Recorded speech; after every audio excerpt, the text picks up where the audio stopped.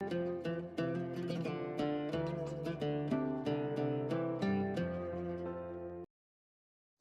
Jacques le Mineur et un autre saint glorifient la croix.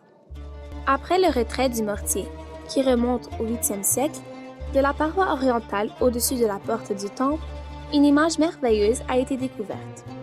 L'image représente deux saints, l'un en échange de l'autre, au milieu d'eux une croix en or d'une grande beauté, parée de bijoux opposés à un fond bleu foncé, entouré par des cercles dégradés de couleurs. Ce fond a un encadré noir et des étoiles rouges avec des couleurs allant du blanc au rouge. Ces couleurs sont également entourées par un cercle blanc avec des rayons circulant vers l'extérieur, dans le rouge qui tend à l'orange comme dans le feu. Le côté supérieur droit de l'image est perdu. C'est pourquoi les caractéristiques du saint, debout à droite de l'image, n'ont plus apparu.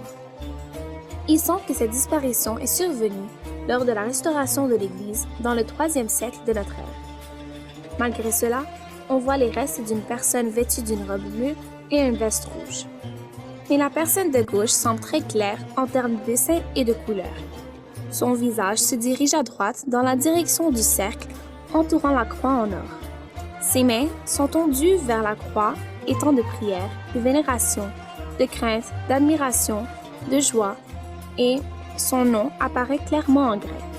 Aussi, nous trouvons Saint Jacques, le frère du Seigneur, vêtu d'une robe rouge et d'une veste bleue, levant la main vers la droite et sa tête entourée d'une halo éclairante.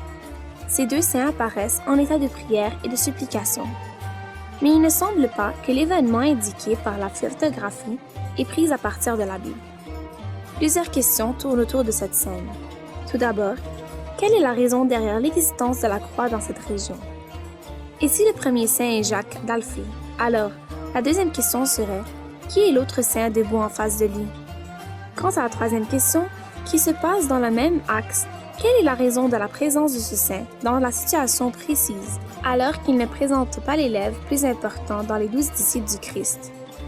Il est connu que Saint Jacques et Jacques d'Alphée, un des 12 disciples du Christ et l'époux de Marie, la sœur de très sainte Vierge Marie, Mère de Dieu, autrement dit, le cousin du Seigneur Jésus-Christ, à lui de la gloire.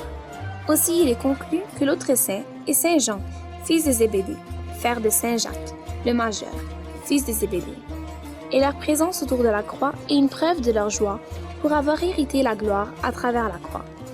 La gloire est représentée à la couleur de l'or, et la croix est à l'intérieur du cercle. Il est également connu que le cercle est sans début et sans fin. C'est pourquoi la gloire est représentée en forme de cercle, pour dire que c'est une gloire éternelle et sans fin.